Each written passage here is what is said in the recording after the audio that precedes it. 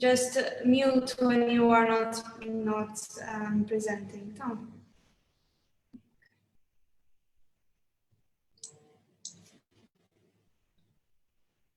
Okay, good morning everyone. Welcome to the Pitch Live contest, part of Digital, Shaping the Future of Art, a collaboration launch between Tech.mt and ARTZ. So this collaboration started around a month ago and aims to support artists and art professionals to navigate and use digital tools as part of their artistic and professional growth. The finalists, which will pitch today, will win a prize of €2,000, and all the other finalists will also win some other prizes, including a book by Nicky Nash and some support from ARTZ. The finalists today, we have 4. They've already been mentored by our supporting partners as well, Red Orange Consultants, Blood and Giant, and Seed Consultancy. And we have 4 judges. We have Dana Farrugia, CEO of Tech.mt. They are our main partners, and I would like to thank her and thank all her team for supporting this initiative throughout. So thank you, Dana, and thank you for being here. Vince Griffin, who is a curator, a very well-established artist and an academic. We have Angelo Dalli, who is founder and CEO of Umnai, and he's an AI expert. And we have Andrew Farrugia, who is the co-founder of Tefitazza, a very successful creative business. Okay, so we're going to start first with Zack Ritchie. Zack, I'm going to leave it up to you. You have 3 minutes to pitch your project, and best of luck. Let me just set up the presentation just to before we start the timers. Let me know and I'll start the timer.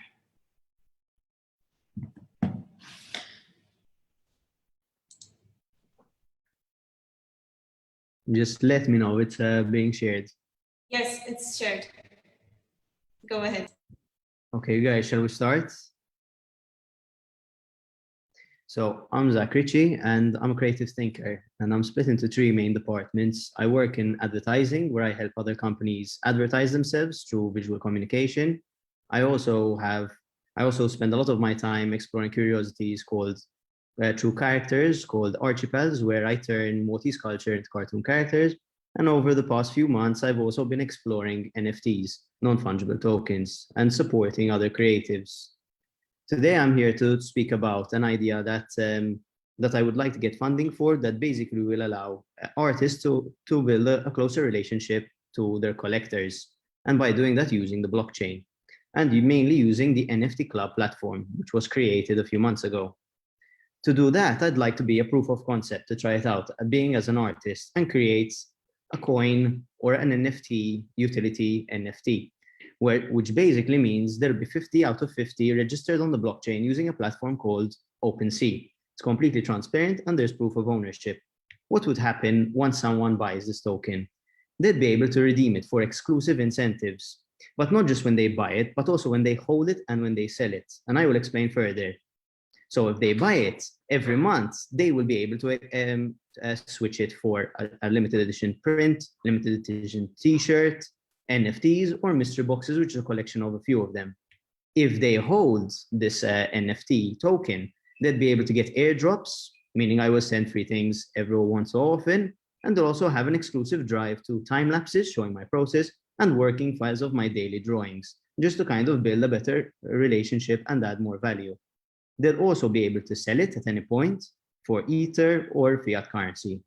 So how would it work? It's worked through an email platform where I'll be providing, for example, like this is the drop of the month. If they are interested, they'll be allowed to exchange it. And what would happen is it gets burnt, meaning there's less in circulation, adding more value and scarcity. So it will start off, how will I get the interest? I will start off by promoting it on social media and asking for an expression of interest if anyone is interested in these tokens. And I will give away 5 of these tokens for sharing. In return, I will be able to funnel down and see who is interested and build an email platform that I'll be able to send it to these people. and I'll be able to know what they like, who I can send it to exactly. So, and then this is a breakdown of the costs. So the request fee of 2K will allow me to pay the blockchain transfer fees, the airdrop fees, and build the first 3-month drops. With this proof of concept, if I manage, I'll be able to replicate it for other artists and build it on the NFT club. And they'll be able to grow together, artists and collectors. It's an early opportunity. It's a chance for me to learn out loud and people to learn from me. It's a chance to grow together. And it's an investment for a future of art and technology. Thank you very much.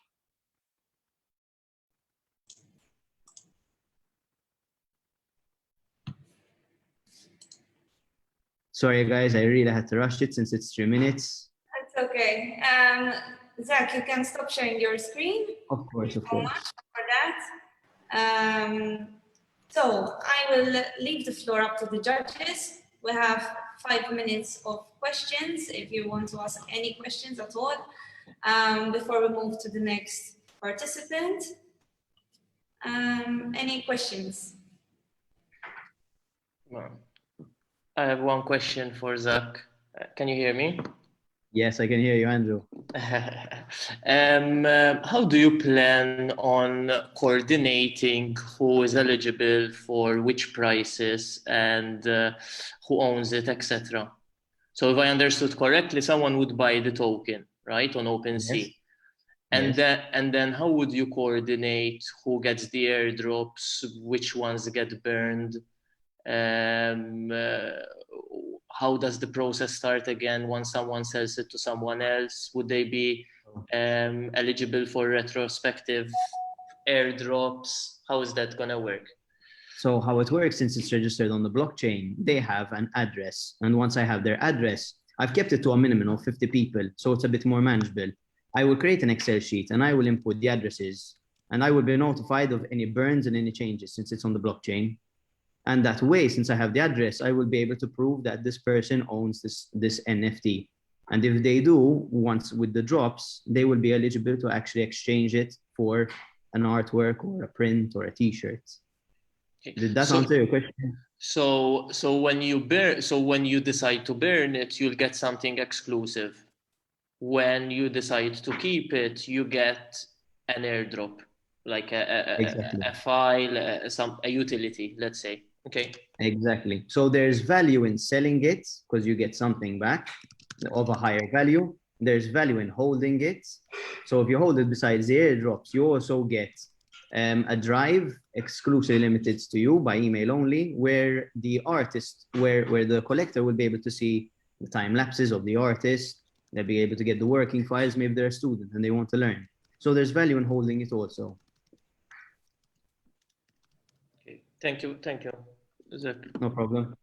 Are there any more questions, guys? And Zack, so will the Pepe coins be based on the Ethereum standard or OpenSea? Yes, I've explored 3 platforms. There is Rally, which is a great creator coin, but unfortunately it's not public as yet. I don't know if you've heard of it, Angelo, but it's a great platform to look into. There's Hen, which is also great. It uses Tezos, but the only problem is it's not as reliable, and there have been some implications which cause it not to work as well. And the best is OpenSea. It seems like the best that there is. It's the most open at the moment. There is like a buy and a gas fee as soon as it's sold, but there is an open gas fee. And for those who don't know, gas fees are basically fees that have to be paid to create these transactions onto the blockchain. So if I present these NFT coins, they don't cost nothing. They have to be created transactionally on the blockchain, and they have to be they have to be minted, and that fee has to be paid. And it can range from around 50 to 100 to 100. It depends on the day and the fluctuation of people using the blockchain. Sorry, Angelo. I just have one question. Will you be pegging the value of a Pepe coin to some other coin, though? No, the value as yet, I haven't yet determined what the costings of the value would be. But I would like it to be something very affordable, and this is only a proof of concept, especially, and there are only 50. It's not going to be a long-term coin. Those 50 coins will eventually burn out. This is for a greater goal to implicate it for other artists. Sorry, Vince, you were saying? Yes, I was going to ask about your marketing plan, really. Can you, sort of speak to us a bit about that, especially in the first 50? I know it's a small number, but how do you intend to get to those first 50? So how I intend to do it is by promoting it on social media. Yes. At the moment, I have a bit of a small following of people who do engage with my work and have a bit of interest in my work. How I plan on doing it is expressing this value that they will receive and funneling down those people who just see the work to those people who actually really like the work and want to be more involved. I'm funneling it down to an email, not an email campaign, to an email listing. And in doing so, these people who are interested go in with the idea that they will get 5 of these NFTs for free. Okay. Obviously, there will be an incentive that they would have to share to spread more awareness. Once that is done, then I will also have a database of these people who are interested. And with that, I'd be able to every month say, like, listen, I've created this print. There are only 5 that are going to go around. It's only exclusive to these NFT utility token holders. Would you like to redeem it? If they don't, no problem. Then there's another drop next month. It would be something different. But if they do, then it becomes, for example, a 1 out of 1, and that person owns it only. Okay. I don't know if that answered your question. Yes, Vince. it did. Thank you. Great. I have another question, Zack. In terms of long term, because you said this is a proof of concept, how do you see if this is successful moving on to the NFT club that you created and you're working on? Like, what's the idea there? So the idea is if this works, it will be replicated through the website. A website will be created, and we would team up with artists, mainly artists who don't understand the blockchain, who don't understand how to set up a MetaMask and all these things. And we will educate them and help them set up these coins and hopefully build a closer connection with their collectors. Now, as of such, I don't know how well this will work. That's why I'm taking it on myself and trying it out with a very small number. So what I will learn from it, I will implement onto the NFT club. I don't know if that answered your question, Andrew. Yes. Thank you very much, Habib. No problem. Any more questions, guys? Also, I forgot to mention the email platform will also help me in educating these collectors or these other artists who are interested in these incentives. I can educate them about what blockchain is. I can educate them about how to set up a MetaMask, how to, for example, collect these things. So besides the interest, I can also get rid of the hurdle of them to set up these things and purchase these NFTs, because it's not exactly the easiest thing to do. So that would give me also a further step. I have one final question from my end. Will there be an element of curation involved in anyone participating? If I'm an artist and I want to sell my NFT, will the coin kind of be like curating it? In what sense? Curating what will there be some kind of selection process for me to sell my art via the coin? No, these Beppe coins in this case just apply to me trying this as a proof of concept. It won't apply to the other artists. The other artists, for example, will have, I don't know, for example, an Angelo coin, where they'll get exclusive incentives of AI and, you're understanding me. Beppe in this case is just my kind of test utility coin. It's more than a coin, it's an NFT, a utility NFT. Okay, so other artists are not gonna be able to participate with you. It's just gonna be solely your own project. Okay. It's my own project. I'm doing this as a proof of concept myself. If this works, I will be able to replicate it for other artists via the NFT club. However, Zack, yes. I think Angelo's question is very, very direct and it's very interesting, because if this works, there would definitely need to be a curatorial process for you to select the artists and the work. So how do you intend to do that? I mean, do you intend to do that on your own? Do you intend to build a team of curators or people who are both within the artistic sector and perhaps in technology, I think this is crucial because it may work for you as, you know, with the Beppe coin, but it may not necessarily work as well for other artists and other works. So, you know, we need to think about this. No, that's true. It would make sense to have a curator involved, and each artist would have their individual NFTs. So, for example, a Vince coin, for example, or an Angelo coin, for example, whatever name the artist wishes to choose for it. But in this case, the Beppe is just an application to my proof of concept. But yes, you're right. Thank you, Zach. Thank you so much. No problem, guys. So we're going to move on to Adrian, Tanti. There, Adrian. Hi. Hi, good morning. So Adrian, you have 3 minutes as we discussed. And let me know when you're ready. Okay, I'll just share the screen now. Can you see the screen? Yes. Very cool. All right, ready to go then. Hi everyone, my name is Adrian and I'm a documentary and fine art photographer. Over the years, I've built quite an international and multicultural portfolio, given that I have lived, studied, and worked in multiple countries.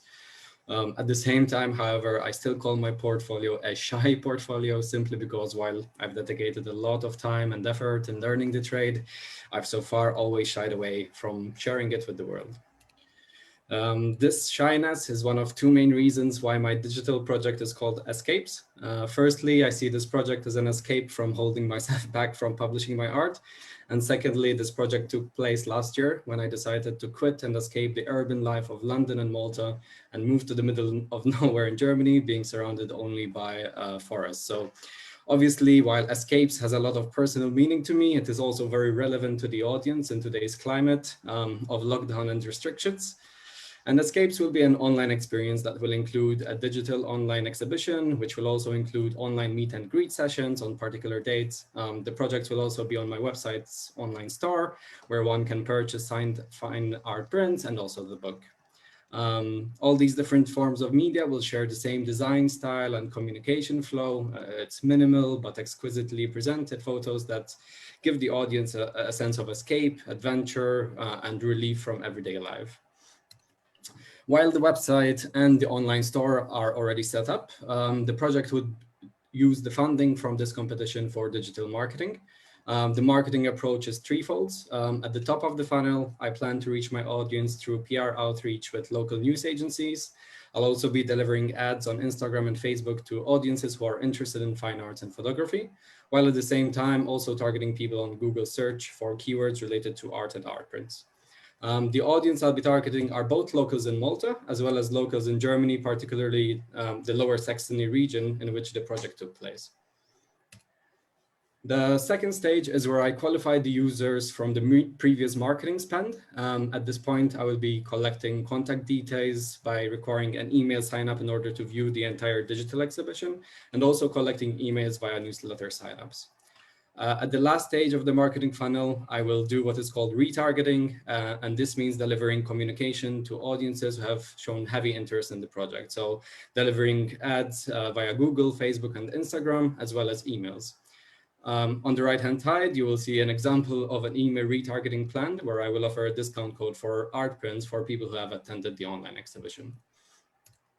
So yeah, thank you for listening. It's been a pleasure to present my project. And thank you for giving us a platform to learn and also to share our projects with you all. Perfect. Thank you so much. Thank you, Adrian. Can you stop sharing your screen? Yes, absolutely.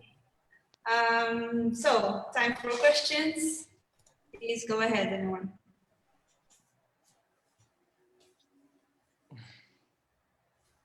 Go ahead, Vince. I'm not sure. Go for it. Thank you. Thanks for that presentation, Adrian. Will your marketing be done by a subcontractor, or will you be doing it yourself?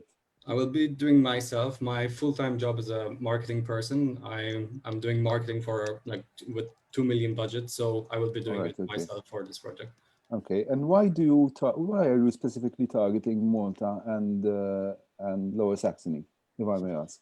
Yeah. So no, I mean, of course, the images actually are from that area, of course, and I do understand that. But I mean, being a digital marketing sort of, shouldn't it be more global? Shouldn't it be more international?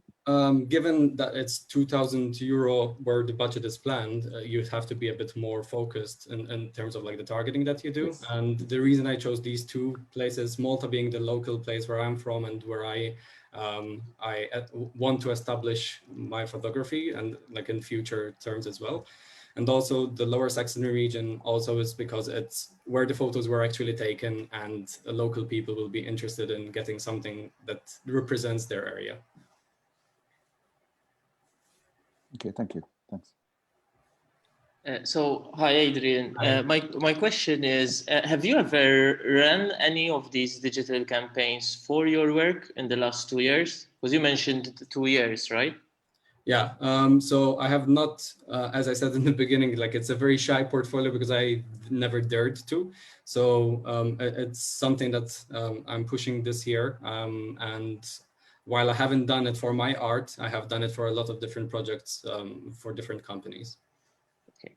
And on that note, do you have also an organic plan that will combine that can be combined with this digital plan that you're asking like the grant for, kind of? Yeah, absolutely.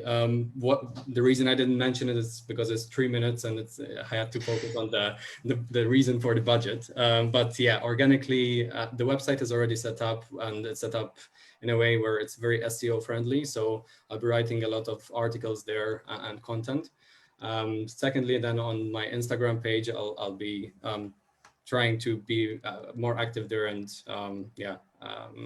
getting that organic reach there, even though it's very, very difficult. Thank you very much. Thank you.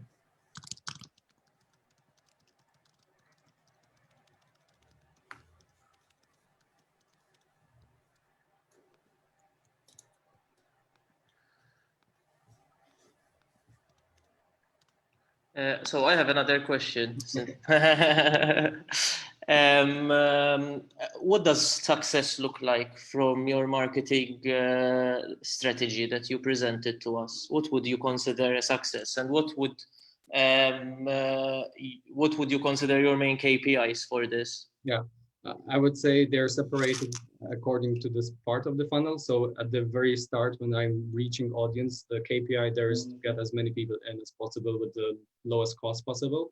So making sure the CPCs and like click-through rate is CPCs is as low as possible and click-through rate is as high as possible. Then the retargeting part, where it's at the lower stage of the funnel, that's where the conversion comes in, and where hopefully the return on investment, it's at least 50% higher than what the cost was. So your end goal is to reach more people and sell more prints, correct? Exactly, yeah. Okay, cool. Thank you.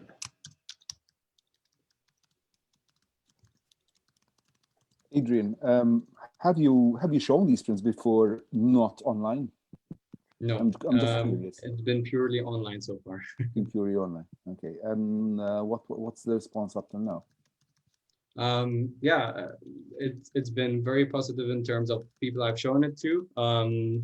But as I said, like it's been a very small audience yet. So testing the waters, hopefully, yes, getting better there.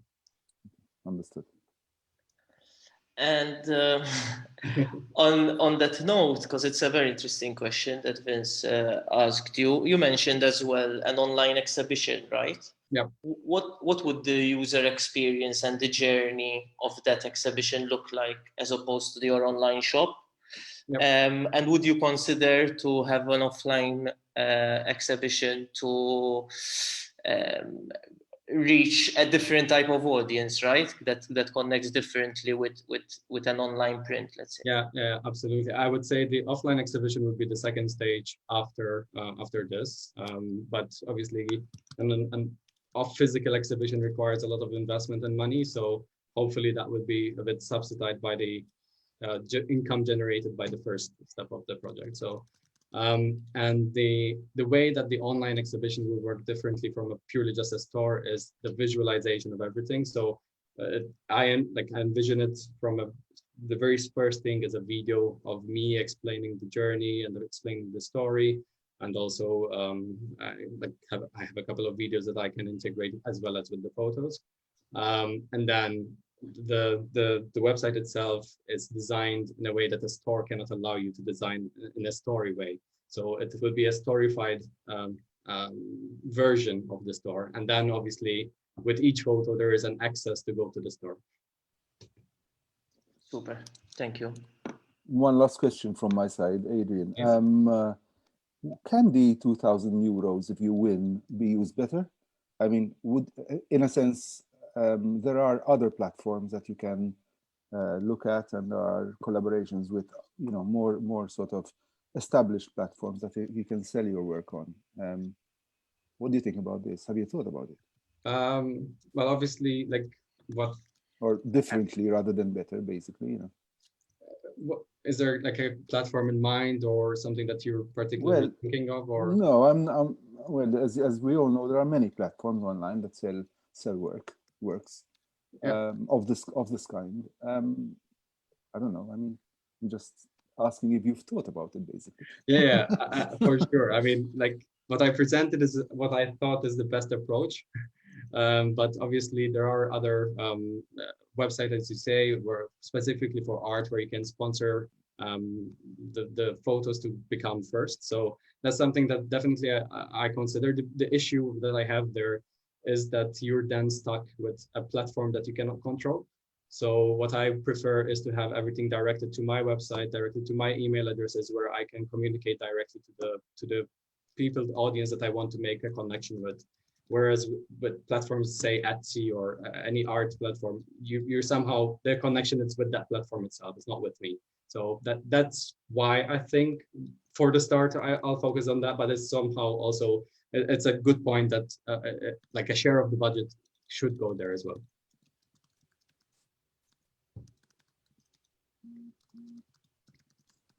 Okay, I think that's all. Thank you so much, Adrian, for that. So we'll move next to Sunaina. Are you ready? Sunaina, you have 3 minutes. Okay. One second, just let me know. Hi. Just let me know when you're done. Okay. Can you see my screen? Yes. Go ahead. Okay. Hello, everyone. I'm Sunaina, founder of Artist Culture, a project I started last year in September. I come with 9 years of experience of working in multiple art disciplines, whether it was managing a museum, working at galleries, working as communications, art startups. So my overall journey helped me create a program where I'm able to provide tailored one-on-one attention to artists, galleries, help them navigate the art market globally. And I'll be walking you through the project and how the aid will help us overall.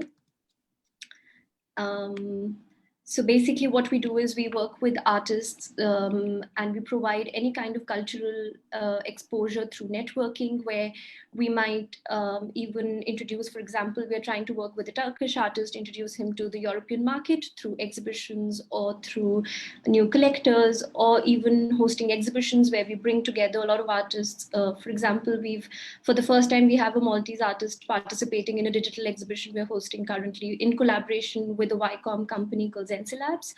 So we create such opportunities, identify such opportunities, initiate programs, which are a result of a lot of research that we end up doing for our artists. And more often than not, we even help them with a lot of paperwork, which would include any grant, residency program, pricing their works, cataloging, overall helping them with everything that they may or may not need. In the last 9 months, we've had smaller milestones, but we've been able to validate our ideology of creating a global community of artists with tailored strategies. So we've been doing a lot of consultations where we are representing them. We've done programs. We've created new programs for galleries and artists. So basically, the aid will help us divide our digital enhancement. The team is virtual. The clients are virtual. I'm sitting in India, so our current website is good, but I don't think it's digitally equipped to be able to scale up the project or even handle the UI at the moment. So, and if we need some kind of support so that we can enhance the consultation so that people can come up, just use an integrated calendar, book their consultations, just make the overall journey simpler for them. And where the first phase will focus on the UI bit for the artists, the phase 2 should ideally focus on making things simpler for us. We are working on a very basic CMS at the moment, which we need to really refine and make it scalable. And right now, technology is turning out to be a big hurdle for us, which is ironical. We are using other platforms for virtual rooms. We've created our own room, but we're not being able to integrate it on our website. We've been able to, we are using Typeforms, Google Forms. So there's so many outsourced platforms at the moment that we are spending more time in running in different directions and actually bringing it all together and streamlining the processes. And this is just a basic user journey wireframe we were scribbling a couple of months ago, where we thought that, okay, if you're somebody who wants to attend our talks where they're very engaging, we come up with very tailored strategies even during our talks. So they should be able to register directly and we don't have to make them go to Eventbrite, for example. So these are just simpler wireframe solutions that we've come up with. And overall, if we do happen to win this, then we'll be able to give our artists, existing artists and newer artists, an access to information and network. We'll be able to enhance their experience overall, where they don't spend more time in struggling with the website, then actually make it simpler for them to complete the process. And we're a team of 12 people based in different locations and time zones. So for us, it'll be an efficient time management as well. This is just a quick overview of our business model, which we can discuss later in the Q&A time, for us to validate why we need that to be able to achieve this overall. And that's an amazing team where we have people from Peru, London, Helsinki, all parts of the world, Dubai, where we are creating a community of artists, galleries, consultants, and collectors. So yeah, thank you so much for giving us an opportunity to quickly rush through our project. But yeah, I'll be happy to take any questions now. Thank you. Thank you so much, Sunaina. You can stop sharing your screen and we'll start with the questions. Sorry, it was very rushed. It's fine. It was perfect. Thank you. Hi, Andrew. Hi. So my first question, I know you mentioned it, but I want to hear it again. Like, what's the end goal? What's your purpose for this project? Okay, so the whole project was started, like I said, with the intention to provide very tailored, specific solution to an artist, because no two artists have a similar journey, not even two galleries have a similar journey. So the end goal is for us to be able to set the foundation of consultations, which we are currently hosting at the moment, and also create a platform where we can introduce these artists to each other. We are able to represent them globally, have new collectors meet them. So the end goal is to not just identify opportunities, but to be able to also create those opportunities globally for them. Okay. So my next question is, how does your project differentiate from other platforms that are meant to be helping artists, connecting artists? Facebook, for example, right? Like one can argue Facebook connects artists, etc. So how do you guys differentiate yourselves from it? Right now, what we've been able to achieve so far is that whatever little conversation I've had with similar platforms, actually there is a similar platform, for example, in Dubai, run by this lady called Zaira Muti. I was in a conversation with her.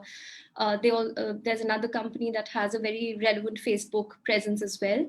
For us, it's about the detailing and the tailored solution. Most platforms create a community. They open dialogues. There are open calls happening, but that one-on-one attention is not provided to the artist. So for us, if we represent an artist, we actually do weekly calls with them. We send them the reports on the work we do for them. Even as a representation, there is one artist where I am only working on the pricing of a new series, whereas there is another artist who only wants to be introduced in the European market. So it's that tailored strategy and the ability to be able to not just give a solution, but to be able to execute it, which is where a network of consultants have also played a huge role. So my last question, if your main focus is one-to-one personalized consultation, how do you forecast scaling the project to a point where you can get a lot more artists? Yes. So when I started the project in September, I did all the consultations on my own, and I took 4 months to basically establish what is it that the consultation will provide overall. Then I started building a network of consultants where they currently work as contributors or freelancers for us. And we're 3 of us at the moment doing consultations. The larger vision is to be able to create a wider network of very well-trained consultants who are able to execute and carry on the consultations independently. I mean, my physical presence may not be required for every consultation. Basically become a Jerry Maguire for all the artists and galleries. Super. Thank you very much. Thank you, Andrew. Sunaina, that was very interesting. I have a question for you. Why should an artist actually seek your company, basically? I mean, at what stage of the career are you targeting? And also perhaps it's very evident that, of course, you are looking at a wide, casting a wide net at this point in time. By doing so, what is therefore your curatorial vision? Because if you start accepting, all of the artists that come over, you'd be sort of, I think it would be counterproductive for the actual site itself. So how do you negotiate this? Yes. So to answer your first question, which is which kind of artists do we work with? Yeah. So what we work with all 3 categories, which is an emerging artist or a self-taught artist. We class them, we have subcategories there, but that is one major parent category that we have. Secondly is the mid-career artist and also seasoned artists. They all have different requirements at every stage of the career. So if the artist is an emerging artist with say 2 to 4 years of experience within the industry, then sometimes we help them in creating, rewriting their bio, something as small as that, yes. Or putting a list together of very specific art residencies or grants that they qualify for, their profile fits very well, right. And create that very happy marriage between the list and them, and then hand it over to them, or even sometimes apply it on their behalf. That is what predominantly in the last few months we've done for that category. For mid-career artists, which is a bigger pool right now who we're dealing with, where we are trying to introduce them to newer demographics, where they've been working for say 6 years with 2 curators in their lifespan as an artist. What we've been able to achieve is either introduce them to a new curator in a new place, or help them get say a new gallery in a place like Dubai, but they were based in south of London. They've never even had that exposure. So that is what we've been able to do it for that particular category. For seasoned artists, it's something that we haven't been able to finish yet because we signed a contract with a senior artist 2 months ago. We are still in the middle of creating the paperwork and documentation, but it's about writing to very senior curators, getting the curatorial notes in place that we've been able to achieve. Now we've put a list together of potential emerging or very well-funded museums that could possibly showcase their works. So there is a strategy in place for every category, but at the end of the day, it's what they need. That's the first, answer to the first question. Secondly, currently the kind of team we've been able to build so far, we have 2 curators, one from Spain and one is originally Chinese, but she's been living in Helsinki. And she spent enough time as a curator in Paris as well. So what we do is, if an artist is interested in us and if they feel that, okay, we may or may not be able to help them, they come to our website, they fill in a very basic form with their catalog and a portfolio, which we normally review. So we might not go through these catalogs, or we might not need any kind of data on them when we're doing a consultation, because it's a basic catalog we use as a reference point, and a consultation is more a very detailed conversation on their journey. Whereas when we are doing representations, it's very specific. We get back to an artist with an answer saying, hey, you probably don't even need us. You're good on your own. You don't need us. Or if at all you do need us, here are 10 things we could do. Either we do it for you or you do it on your own. So that's the kind of first layer of filter we've applied so far. Yes, at the moment, if you ask me if it's scalable for hundreds of artists, no, not at all. Exactly. That's where tech plays a huge role. So maybe in phase 2, after we've completed 9 months, I think in our 15th month or so, we'll be able to scale it up to that level and find a more effective solution to it. Thank you. Thank you. Thank you. Hello. Question, Sunaina. It's very interesting. I was seeing also the list of artists that you have featured. Will there also be a link to Malta somehow? Will there be Maltese artist features, or just it wasn't clear? Sorry, no, I didn't understand. I'm really sorry. Is there any link to Malta in any way, to Maltese artists? Yes. So I got in touch with ARTZ long ago because I wanted to create a network of artists and help them as well. So we've been in touch with a few artists and we're trying to create a presence in a way where we are able to, because I feel that a lot of artists based in Malta, for example, I didn't know anything about Adrian until I saw the presentation today. So it'll give us an opportunity to be able to showcase their works. For example, through networking, we found 5 decent artists that we would like to approach. We've even written to them. One of them is currently showcasing with us in one of our exhibitions, online exhibitions that launched on 22nd of July. So I feel Maltese artists lack global opportunities in a way where they need that kind of direction, where somebody tells them that, okay, there are these 5 opportunities in 5 different parts of the world. We'll help you through the process and even do it for them sometimes. So yes.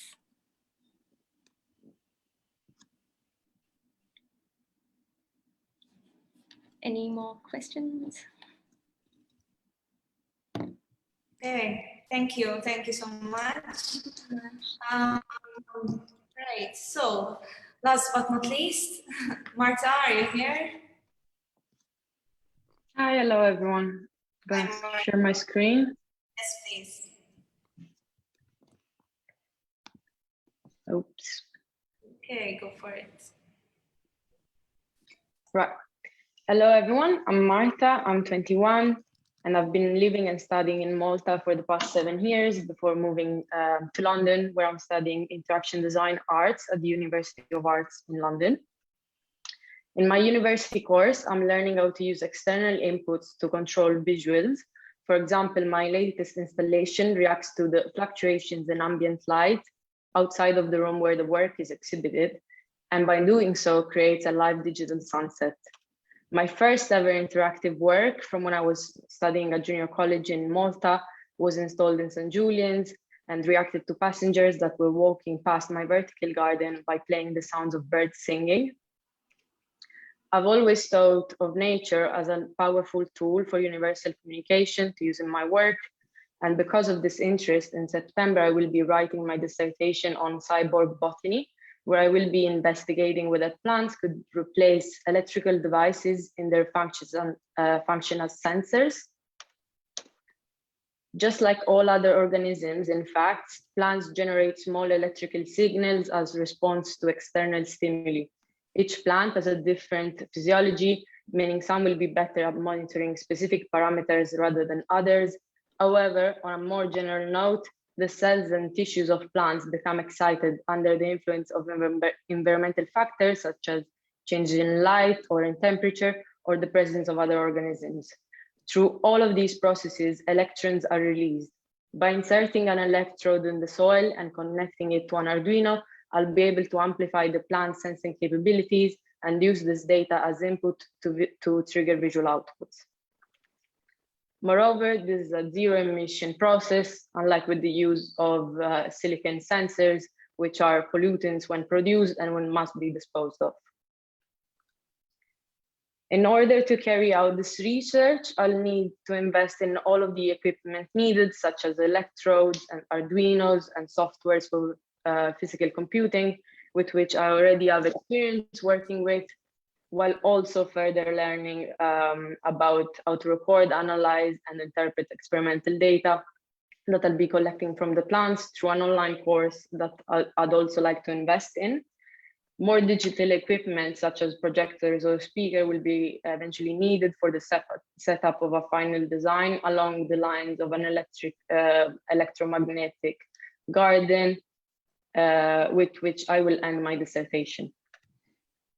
Beyond the dissertation, I aim to exhibit the results of this investigation at the Science Museum of London, where my university course yearly exhibits students' work, as well as in Malta, perhaps by collaborating with other practitioners who want to further elevate the role of nature in the local context. And while so far I've only talked about the application of plants as sensors for art, it is important to know that this new knowledge can be applied on larger scale projects around the world, making this research valuable not only in the artistic field, but for the well-being of our Earth. Thanks for listening. Thank you so much, Marta. So can you stop sharing your screen, please, and we'll answer the questions. Hi, Marta's interesting project. What's unclear to me, how will you, okay, once you collected the data with the Arduino and you'll have some, I presume, of the electrical response, how will you visualize it? This is the bit, how will you turn it into art? Essentially, what I've also done with previous projects is that this analog input is controlled, manipulated, so that it can trigger visuals or sounds. So if there's a fluctuations in the electromagnetic field, that would control perhaps the intensity of my visual, or it will trigger a specific sound to play, and so on.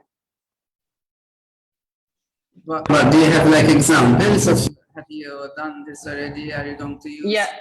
Yeah. So as I was showing you with the first two images of my work, one of them, if you want, I can share my screen really quickly again and just have a look at it. I didn't include the video because I thought it would be a bit long, but essentially this installation I had which was set up inside of a crypt in Sicily, where I'm from. The colors changed directly live together with the sun outside. So as the sun was setting down, the colors were getting darker, and eventually exactly as the sun sets, because this is all controlled by these external outputs, as the sun sets, the installation also shuts down. So it was really a live digital sunset inside of this room. Same thing with the other installation that I had in St. Julian's, where I'm based. Passenger walk past the vertical panel. The sensor caps them and triggers this sound of birds singing. Very, very simple. This was while I was still studying at junior college. Does this help a bit? Yes, thank you. Okay, thank you. So I have a question for you, Marta. Am I correct to assume or understood that using plants, it requires research? It's not something, what you're trying to do is not something that is already established, and it's not something that you can get off the shelf, like you would, for example, with passengers passing by, triggering a sensor and turning on a speaker. No, it does. So what's the biggest challenge you forecast with this research, especially when it comes to I believe you're more of an artist than you're a scientist, correct? Sure, definitely. So what is the biggest challenge that you forecast for this project? Definitely that. Luckily, the process is quite clear, but obviously this research area is pretty new. I believe that the first artist and researcher to elaborate on this is research from the Massachusetts Institute of Technology. This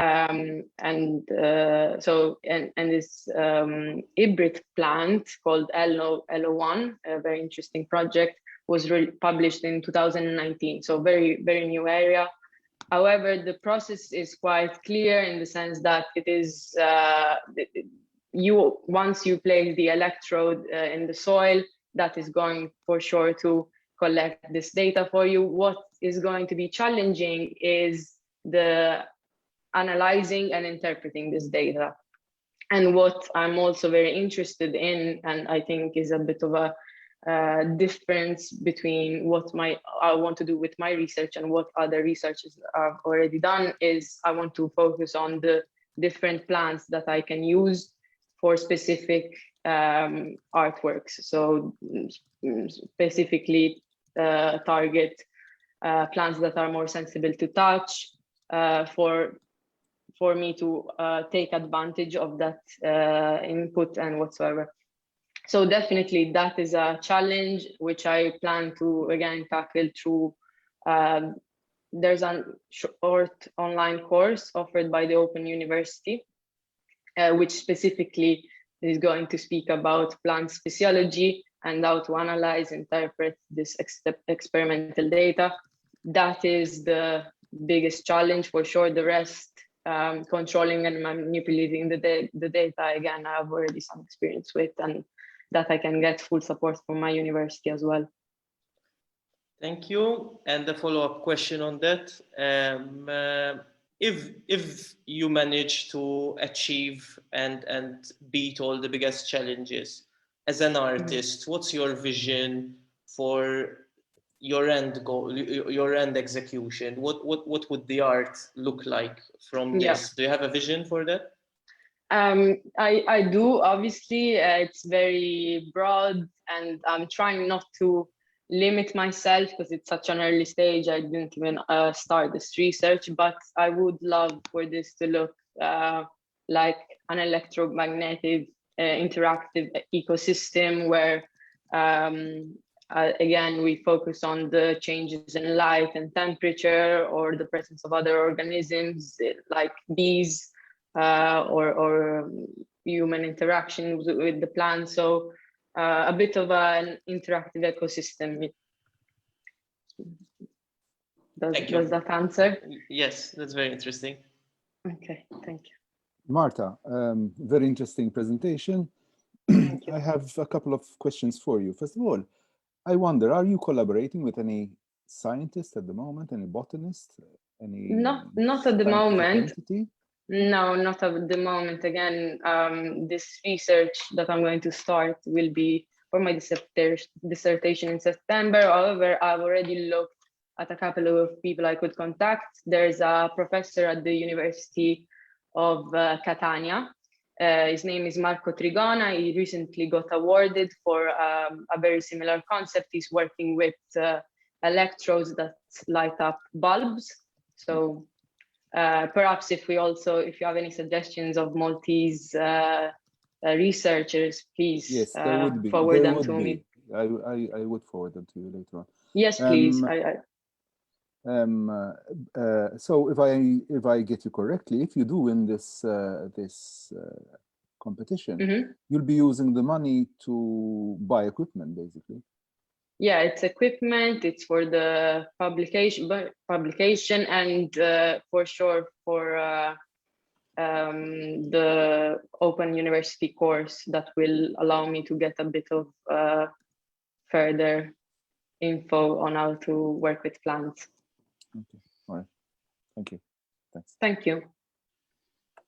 How do you plan to disseminate the results? Because I have seen at the Sun that you've done. Do you have like a sketch of how will you then take the time series into an artistic presentation?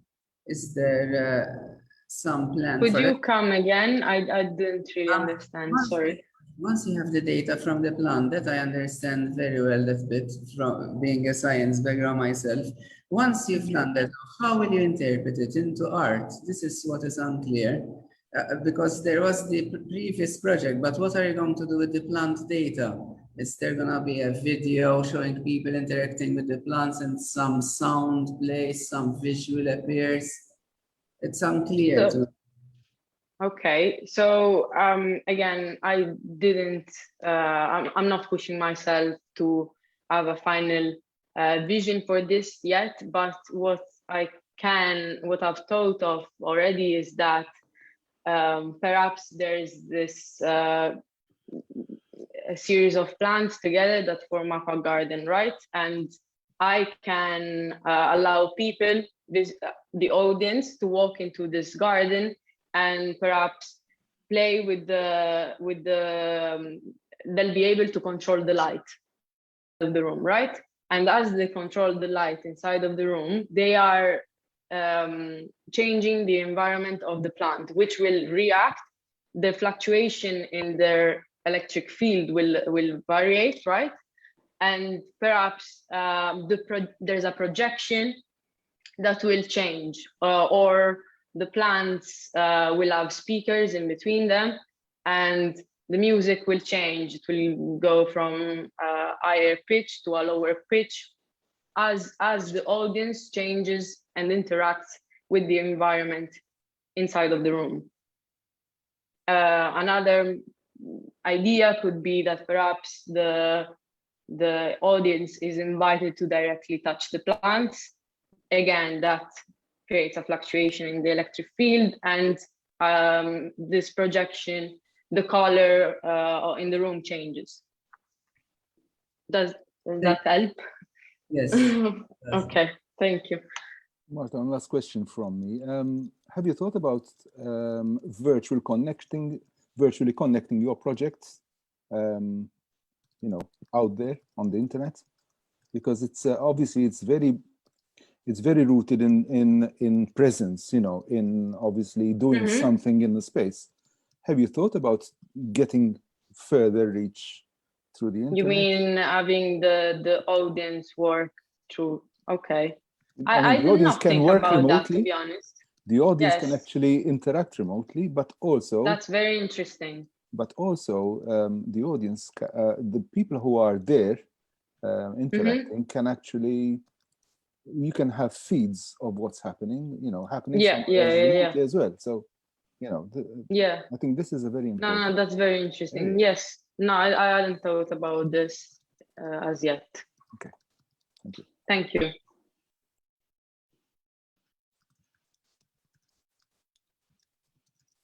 Okay, time is up. Thank you so much, everyone. Well done. Really, really great presentations and projects. And we will take 5 or 4 minutes, actually, just to discuss the results, which are already in. We have just one left. So we'll take 5 minutes and we'll be back to the winner. Okay, so I'm going to create a breakout session for the judges to join.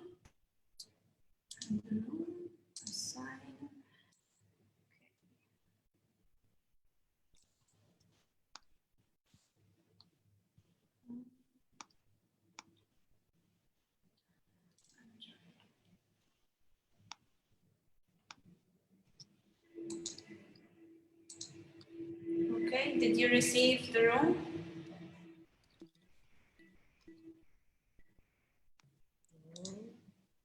Yes.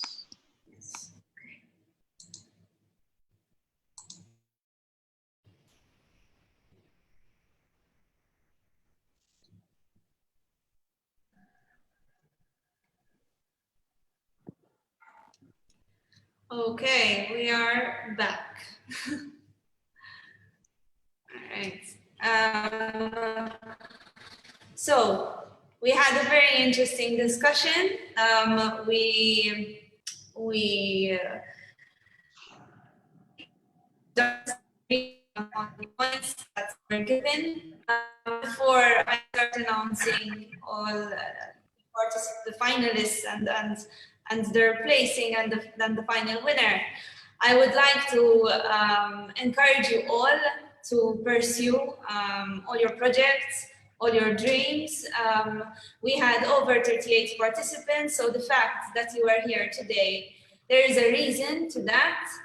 And just keep pushing and keep questioning and keep exploring in every way, collaborations, digital, professional development, anything. Just keep questioning and improving on what you are doing, and most importantly, believe in yourself. So whatever the mark today, just I want you to know that you were selected for a reason, and well done to all of you, really well done. And it was a pleasure for me also to get to know you. Before concluding, I would like to thank Tech.mt once again, because this wouldn't have been possible without their help. So thank you, Donna, and thank you to all your team. And okay, let's go to the verdict. So in fourth place, we have Adrian Tanti. Adrian, you have a great project. Keep going at it. I already told you, let's meet for a coffee and let's discuss, okay? Third is Sunaina, Misra. Thank you so much as well. Amazing project. Again, we are open for collaboration whenever you want, so keep at it. Second place goes to Marta. Marta, again, amazing project as well. I've already told you, please be in touch, you need any support. And Zack, you're the winner. Congrats. I wish you best of luck with this project. We will be in touch frequently to see how you're doing, and with any support you might need. Our marks, the judges' marks, were based, as you all know, on creativity, on the implementation of the project, on the potential and the execution. And the marks that were given were also based on the fact, on the level of execution you are in, and even on the potential in terms of time frames as well. So everything was taken into perspective. The marks were close, so there wasn't any big discrepancies. So it was a tough call for the judges. And yes, I wish you best of luck. I once again would like to thank all the judges for your time. Zack, would you like to present your presentation once more? Sure. With that. Let me share. First of all, thank you everyone, and well done to everyone who participated. I found you guys had some really interesting topics. So I will share the screen.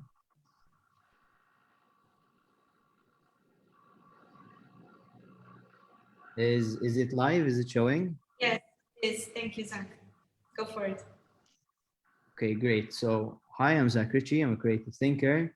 I'm split into three kind of departments. I work in advertising, which is helping brands visualize their ideas through illustration and branding. I also dedicate a lot of my free time towards personal curiosities of turning Maltese culture into cartoon characters. Back over here, we have Archipelago Pals. And I've also, over the past few months, been exploring NFTs and non-fungible tokens and the blockchain. And over the past few months, I've created this Instagram page where I showcase local talent, I showcase foreign talent, I showcase ideas and tips on how to get into NFTs.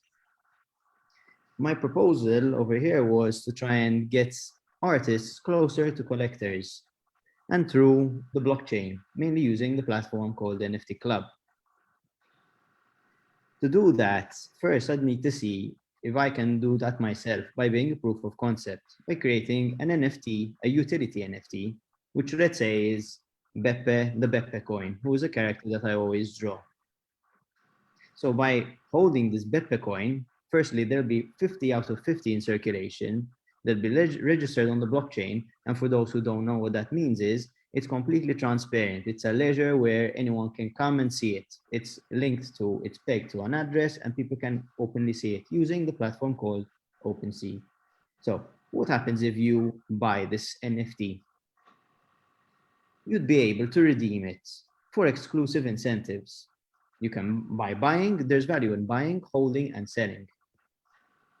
So when you buy, what you'd be able to redeem it for is limited edition prints, limited edition t-shirts, limited edition NFTs, and also mystery boxes, which could amalgamate a bit of all three. But there's also value in holding this NFT, utility NFT. And the values is, you would have monthly airdrops, which could be simple stuff like wallpapers, it could be small incentives, small designs, and also a drive link by email only to time lapses and working files of my daily drawings. This would possibly help other artists learn how for example, my process works. The NFT can also be sold. Say there's a demand, someone can also send it to each other and can also sell it. You can sell it for Ether, which is the currency being used, and you can also convert it into fiat. So how would this work? Through an email listing, which I will explain a little further on. People will be asked if they would ask, listen, these are the gifts of this month. Would you like to exchange your NFT for this gift? If yes, it is exchanged and it is burnt, meaning there is less in circulation, adding more value and scarcity, meaning less people will be able to hold it and have access to these incentives also. Expression of interest. So this is how a demand and a funnel would be built to show who the target audience would want it. In doing so, it will be promoted on social media and it will obviously be communicated its benefits. And also 5 of these 50 tokens will be given for free. They will be asked to reshare the work and spread the words. Once the people who are interested in this incentive will apply, that will build an email listing of people who are interested in these tokens, in these NFT coins. And it will allow me every month to get in touch with them and offer products that they can redeem for them. Their addresses will be taken note on an Excel sheet, and it will be proved that they actually own these coins. These NFT tokens are only, these products will only be given to NFT holders. The cost breakdown, the 2,000 grants will be used to pay for the chain fees of the transfer fees. They're known as gas fees and mint fees. For the airdrops, because also that is not free, anything that is registered on the blockchain would have to be paid for, and to help build the first 3-month drops of these exclusive gifts. So if this plans out well and it works out well from my end, I will be able to replicate this for an NFT Club and help bring artists and collectors closer together and grow together. It's an early opportunity. It's a chance to learn out loud. It's a chance for us to all grow together. And it's a chance to invest in a future of art and technology. Thank you very much. Perfect. Thank you. Thank you, Zack, for that. Thank you all. Have a lovely day and a lovely week. And Zack will be in touch very soon. And good luck to everyone. Thank you very much. Thank you. Thank you. Thanks. Thanks and well done, Zack. Bye, well done. Well done.